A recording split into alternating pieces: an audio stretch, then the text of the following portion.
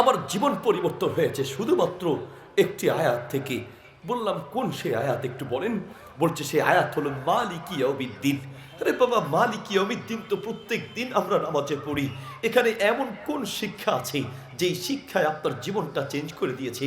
সেই ব্যবসায়ী বললেন, আমি যখন সূরা ফাতিহা নামাজ পড়ি তো প্রত্যেক দিন চিন্তা করি নামাজের প্রত্যেক রাকাতেই সূরা ফাতিহা পড়তে হয়। আচ্ছা, এই সূরায় এমন কি কথা আছে যেই কথার কারণে প্রত্যেক নামাজে আল্লাহ সেটিং করে দিয়েছেন?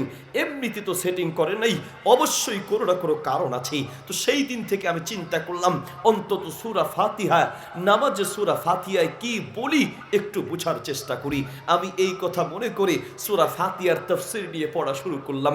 সূরা ফাতিহার অর্থ আর তাফসীর পড়তে পড়তে আমি যখন মালিকি ইয়াউমিদ্দিন পর্যন্ত আসলাম, মালিকি ইয়াউমিদ্দিনের তাফসীর আর অর্থ দেখলাম কর্মফল দিবসের মালিক হলো আল্লাহ।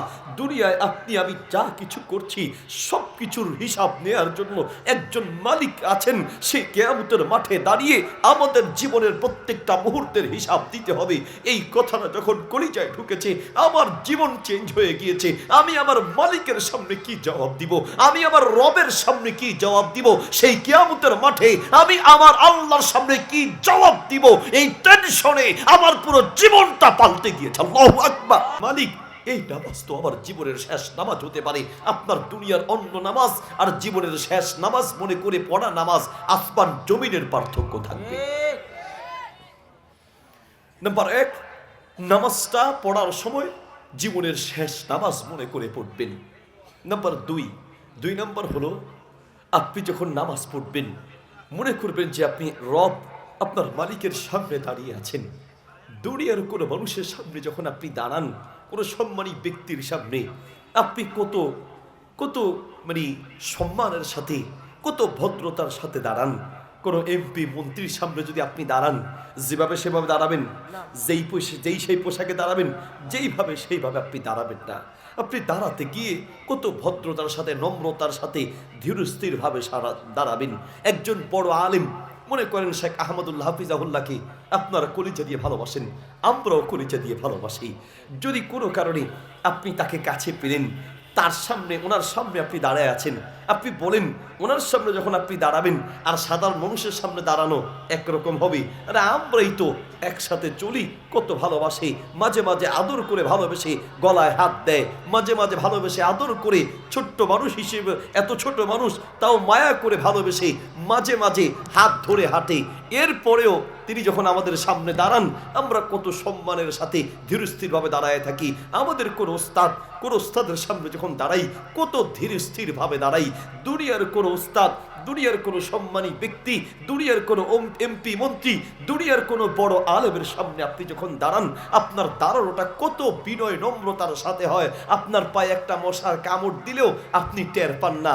একজন দুনিয়ার সাধারণ মানুষের সামনে আপনি দাঁড়ানো অবস্থায় যদি আপনার এত বিনয় নম্রতা থাকে, আপনি যখন সালাতে নামাজে দাঁড়ান আপনি তো আহকামুল হাকিমিন রব্বুল আলামিন, সারা পৃথিবীর মালিক, সারা পৃথিবীর রব আল্লাহর সামনে দাঁড়াচ্ছেন। সবচেয়ে বিনয় নম্রতা আল্লাহর সামনে থাকা উচিত, ঠিক কিনা? তবে হ্যাঁ, আমরা এমন দয়ালু মালিকের রব পেয়েছি, তার সামনে আপনি সুবহানাল্লাহ দুনিয়ার কোনো মানুষের সামনে যাবেন, কোনো এমপি মন্ত্রীর সামনে আপনার একটা ভালো পোশাক নেই, হয়তো আপনাকে তার সাথে দেখা করতে দিবে না, তার সামনে দাঁড়াতে দিবে না। আপনার গায়ে একটা গেঞ্জি অথবা আপনার খালি শরীর নিয়ে আপনি তার সামনে দাঁড়াতে পারবেন না, আপনাকে হয়তো সামনে দাঁড়িয়ে কথা বলবে না। কিন্তু আমরা এমন রহমান রহিম মালিক রব পেয়েছি যে মালিকের সামনে দাঁড়ানো অবস্থায় খুযু যিনাতাকুম ইনদা কুল্লি মসজিদ, প্রত্যেকটা ইবাদতের সময়, নামাজের সময় সুন্দর পোশাক পরা উচিত। সুন্দর পোশাক পেলে সুন্দর পোশাক, কোনো কারণে সুন্দর পোশাক যদি নাও পান, যেই পোশাকটা আপনার আছে সেই পোশাক নিয়ে আপনি নামাজ পড়বেন।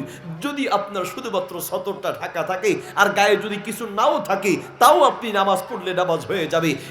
উচিত হচ্ছে শরীর ঢেকে সুন্নাহ পদ্ধতির একেবারে ইসলামী পোশাক পরে নামাজ পড়বেন। কোনো কারণে পোশাক নেই, একেবারে উলঙ্গ হয়ে আছেন, সেই অবস্থায়ও নামাজে আল্লাহর সামনে দাঁড়ানো যায়। মালিকার রব আল্লাহ বলেন, বান্দা তুমি সুন্দর পোশাকের চেষ্টা করো, কোনো কারণে সুন্দর পোশাক নাই, অসুন্দর পোশাক পরে হলেও আমি আল্লাহর সামনে দাঁড়াও, দুনিয়ার মানুষ তোমাকে বের করে দিতে পারে, আমি মালিক এত দয়ালু, তোমাকে এক মুহূর্তের জন্য বের করবো না। আল্লাহু আকবার। 2 নম্বর, নামাজের বিনয় নম্রতা ঠিক রাখার জন্য নামাজ পড়া অবস্থায় মনে করতে হবে আপনি আল্লাহর সামনে দাঁড়িয়ে আছেন। নাম্বার 3 নম্বর, নামাজে বিনয় নম্রতা খুশু আর খুজু আনার জন্য 3 নম্বর হচ্ছে প্রত্যেকটা নামাজ পড়ার সময় নামাজের যেই সূরা কেরাতগুলো বলি, অন্তত এই সূরা কেরাত এবং তাসবিহ তাহলিলগুলো বুঝে বুঝে পড়ার চেষ্টা করব। সুবহান রাব্বিয়াল আলা মানে কি? সুবহান রাব্বিয়াল আযীম মানেটা কি? আল্লাহু আকবার কি বলছেন আপনি?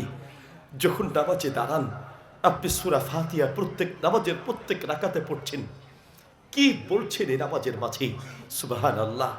যদি একজন ব্যক্তি তার নামাজটা বুঝে পড়ে, আমার তো বিশ্বাস তার জিন্দেগি একদিনে পাল্টে যাবে। যদি শুধু নামাজটা আমরা বুঝে পড়তাম।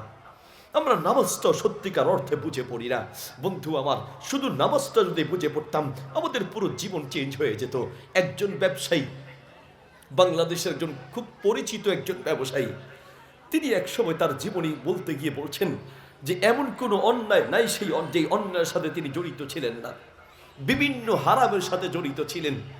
এরপরে তিনি এত চেঞ্জ হলেন, 2 হাতে দান করেন, মাশাআল্লাহ, নামাজে সবাই আগে আগে থাকেন, দাড়ি রেখেছেন, পুরো ইসলাম মতো জীবন যাপন করছেন। তো একদিন কথায় কথায় তিনি বলছেন আমার জীবনের পরিবর্তন হয়েছে, শুধুমাত্র একটি আয়াত আমার জীবন পাল্টে দিয়েছে, একটি আয়াত। আল্লাহ যদি হেদায়েত দিতে চায় ঘন্টার পর ঘন্টা বক্তব্য লাগে না। আল্লাহ যদি হেদায়েত দিতে চায় একটি হাদিস মানুষের জীবন পাল্টায় দিতে পারে। আল্লাহ যদি হেদায়েত দিতে চায় একটা মাত্র আয়াত মানুষের জীবন পাল্টায় দিতে পারে। আল্লাহ যদি হেদায়েত দিতে চায় 2-3 মিনিটের বক্তব্য মানুষের জীবন চেঞ্জ করে দিতে পারে। তিনি বললেন আমার জীবন পরিবর্তন হয়েছে শুধুমাত্র একটি আয়াত থেকে। বললাম কোন সেই আয়াত একটু বলেন? বলছে সেই আয়াত হলো মালিকি ইয়াউমিদ্দিন। আরে বাবা, মালিকি ইয়াউমিদ্দিন তো প্রত্যেক দিন আমরা নামাজে পড়ি, এখানে এমন কোন শিক্ষা আছে যেই শিক্ষায় আপনার জীবনটা চেঞ্জ করে দিয়েছে? সেই ব্যবসায়ী বললেন আমি যখন সূরা ফাতিহা নামাজ পড়ি তো প্রত্যেক দিন চিন্তা করি নামাজের প্রত্যেক রাকাতেই সূরা ফাতিহা পড়তে হয়। আচ্ছা, এই সূরায় এমন কি কথা আছে যেই কথার কারণে প্রত্যেক নামাজে আল্লাহ সেটিং করে দিয়েছেন? এমনিতে তো সেটিং করে নাই, অবশ্যই কোনো না কোনো কারণ আছে। তো সেই দিন থেকে আমি চিন্তা করলাম অন্তত সূরা ফাতিহা, নামাজে সূরা ফাতিহায় কি বলি একটু বোঝার চেষ্টা করি। আমি এই কথা মনে করে সূরা ফাতিহার তাফসীর নিয়ে পড়া শুরু করলাম। সূরা ফাতিহার অর্থ আর তাফসীর পড়তে পড়তে আমি যখন মালিকি ইয়াউমিদ্দিন পর্যন্ত আসলাম, মালিকি ইয়াউমিদ্দিনের তাফসীর আর অর্থ দেখলাম কর্মফল দিবসের মালিক হলো আল্লাহ। দুনিয়ায় আপনি আমি যা কিছু করছি সব কিছুর হিসাব নেওয়ার জন্য একজন মালিক আছেন। সেই কিয়ামতের মাঠে দাঁড়িয়ে আমাদের জীবনের প্রত্যেকটা মুহূর্তের হিসাব দিতে হবে। এই কথাটা যখন কলিজায় ঢুকেছে আমার জীবন চেঞ্জ হয়ে গিয়েছে। আমি আমার মালিকের সামনে কি জবাব দিব? আমি আমার রবের সামনে কি জবাব দিব? সেই কিয়ামতের মাঠে আমি আমার আল্লাহর সামনে কি জবাব দিব? এই টেনশনে আমার পুরো জীবনটা পাল্টে গিয়েছে। আল্লাহু আকবার। আমি আমার আল্লাহর সামনে কি জবাব দিব?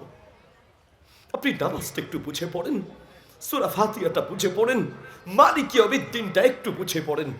নবী সাল্লাল্লাহু আলাইহি ওয়াসাল্লামের কাছে কিছু সাহাবী আল্লাহর নবীর কাছ থেকে একবার সফরে গেলেন। সফর থেকে ফিরে আসলেন কিছুদিন পরে, এসে আল্লাহ নবীকে বললেন ইয়া রাসূলুল্লাহ, আমরা সফরে যাওয়ার আগে আপনার চেহারা দেখলাম একরকম, আর সফর থেকে আসার পরে আপনার পুরো চেহারা চেঞ্জ হয়ে গেল। শিবতা ইয়া রাসূলুল্লাহ, শিবতা ইয়া রাসূলুল্লাহ। হে আল্লাহ রাসূল, আপনি মনে হয় বড় কোনো টেনশন করেন, আপনার চেহারায় বৃদ্ধের ছাপ চলে এসেছে, আপনার দাড়ি আর চুল পেকে এসেছে, এত অল্প তাড়াতাড়ি অল্প সময় আপনি চেঞ্জ হয়ে যাচ্ছেন, আপনি অল্প বয়সে বুড়ো হয়ে যাচ্ছেন, কোন টেনশন করেন ইয়া রাসূলুল্লাহ, কোন টেনশন? আল্লাহর নবী বললেন শাইয়াবাতনি সূরাতু হুদিন ওয়া আখওয়াতুহা, আমি নবীকে অল্প বয়সে বুড়ো বানিয়ে দিয়েছে। সূরা হুদ আর সূরা হুদের মতো কয়েকটি সূরা আমাকে অল্প বয়সে বুড়ো বানিয়ে দিয়েছে। সূরা হুদ আর সূরা হুদের মতো কয়েকটি সূরা আমাকে অল্প বয়সে বুড়ো বানিয়ে দিয়েছে, যেই সূরাগুলোর মধ্যে উল্লেখ আছে কিয়ামতের মাঠে আল্লাহর সামনে দাঁড়িয়ে জীবনের হিসাব দিতে হবে। এই কথাগুলো স্মরণ করতে করতে আমি নবী যে কি জবাব দিব, আমি নবী যে আল্লাহর সামনে দাঁড়িয়ে কি জবাব দিব, এই টেনশনে আমি নবী অল্প বয়সে বুড়ো হয়ে যাচ্ছে। আল্লাহু আকবার। বলেন আপনার অবস্থা কি হবে আর আমার অবস্থা কি হবে? যেই নবীর আগে পরের জীবনের সব গুনাহ আল্লাহ মাফ করে দিয়েছেন, সেই নবী যদি টেনশনে অল্প বয়সে বুড়ো হয়ে যান, তো আপনার আর আমার অবস্থা কি হবে? ওমর রাদিয়াল্লাহু তাআলা আনহুর মতো একজন সাহাবী রাতের বেলা বিছানায় গিয়ে ছটপট করতে থাকেন। ইহইয়া উলুমিদ্দিনের ভিতরে ইমাম গাজ্জালী রাহিমাহুল্লাহ উল্লেখ করেন, ওমর রাদিয়াল্লাহু তাআলা আনহু রাতের বেলা বিছানায় গিয়ে ছটপট করতে লাগলেন। তাকে প্রশ্ন করা হলো, ওমর এইভাবে ছটপট করছেন, ঘুমাচ্ছেন না কেন?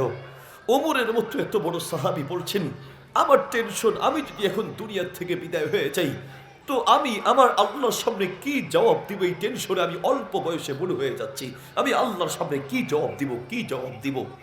ওমরের মতো এত বড় সাহাবী, যেই সাহাবী আহাদুল মুবাশশিরিনা বিল জান্নাহ, জান্নাতের সুসংবাদ প্রাপ্ত সাহাবী, যেই সাহাবীর প্রশংসায় কোরআনের আয়াত রয়েছে, যেই সাহাবীর পক্ষে কোরআনের আয়াত নাজিল হয়েছে, যেই সাহাবীর প্রশংসায় নবী সাল্লাল্লাহু আলাইহি সাল্লামের হাদিস রয়েছে, সেই সাহাবী রাতের বেলা ঘুমাতে পারতেন না। আমি এই দুনিয়া থেকে বিদায় হলে আল্লাহর সামনে কি জবাব দিব? এবার বলেন আপনার আর আমার টেনশন কত বেশি হওয়া উচিত? কিসের টেনশন? নেই, কোনো টেনশন নেই। আমাদের টেনশন বলতে কিচ্ছু নাই বন্ধু আমার। কি দিয়ে আপনাকে বুঝাই? নামাজকে সুন্দর করার জন্য নামাজটাকে বুঝে পড়ার চেষ্টা করতে হবে। এক, নামাজকে জীবনের শেষ নামাজ মনে করতে হবে।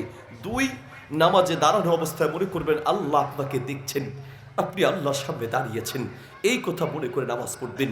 নাম্বার তিন, নামাজটা বুঝে পড়ার চেষ্টা করবেন। নাম্বার চার নাম্বার হলো নামাজের প্রত্যেকটা হুকুম, আহকাম, মাসআলা, মাসাইলের দিকে লক্ষ্য রেখে নামাজ পড়ার চেষ্টা করবেন। নামাজে আপনি যা কিছু পড়ছেন প্রত্যেকটা সুন্নাত তরিকা মতো হচ্ছে কিনা, সেই দিকে রুকুটা সঠিকভাবে হচ্ছে কিনা, সিজদা সঠিকভাবে হচ্ছে কিনা, এইভাবে মনে করে নামাজ পড়ার চেষ্টা করবেন। প্রিয় ভাইয়ের আমার, দুনিয়ার সফলতা হলো নামাজের মধ্যে। দুনিয়ার সফলতা হলো নামাজের মধ্যে। যেই ঘরে নামাজ নাই সেই ঘরে অর্থ সম্পদ টাকা পয়সা থাকতে পারে, শান্তি নেই। যেই ব্যক্তির মাঝে নামাজ নাই, অর্থ সম্পদ থাকতে পারে, ক্ষমতা থাকতে পারে, শান্তি নেই। শান্তি হলো নামাজের মধ্যে। নবী সাল্লাল্লাহু আলাইহি সাল্লাম বলতেন, বেলাল আজান দাও, নামাজ আজান দাও, নামাজ পড়ে একটু আমাকে শান্তি দাও, নামাজ পড়ার পরে একটু যেন শান্তি পাই, আজান দাও। নামাজের মধ্যেই একজন ইমানদারের শান্তি, নামাজের মধ্যেই একজন ইমানদারের প্রশান্তি। নামাজ পড়তে পারলেই একজন ইমানদার শান্তি আর প্রশান্তি পায়, ঠিক কিনা? নামাজের মাঝে যে কি শান্তি আর প্রশান্তি, এটা বুঝতে যদি হয়, নামাজগুলো যেই পয়েন্টগুলো বললাম এগুলো মনে রেখে নামাজ পড়তে